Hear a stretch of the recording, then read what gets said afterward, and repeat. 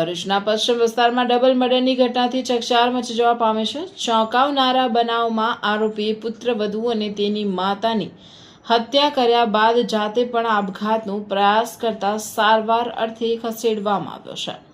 ભરૂચના પશ્ચિમ વિસ્તારમાં બનેલી ડબલ મર્ડરની ઘટનાએ સમગ્ર શહેરમાં ચકચાર મચાવી છે।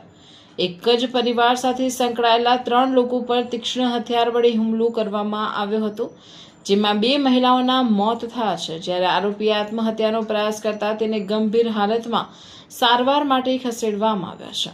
કોઠી વિસ્તારમાં રહેતા જૈનુલ જનોરવાલાએ તેમની પુત્રવધુ એલિફિયા જનોરવાલા પર તીક્ષ્ણ હથિયાર વડે હુમલો કરી તેની હત્યા કરી હતી।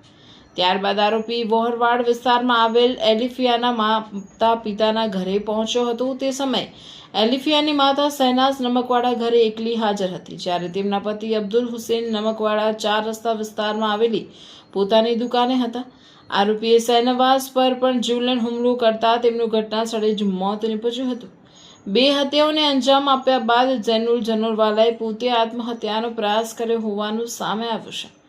હાલ તેને સારવાર માટે હોસ્પિટલમાં દાખલ કરવામાં આવ્યો છે અને તેની હાલત અંગે તબીબો દ્વારા નજર રાખવામાં આવી રહી છે। મૃતક એલિફિયા જાણીતા તબીબ ડોક્ટર યુસુફ જનોરવાલાની પત્ની હોવાનું જાણવા મળ્યું છે।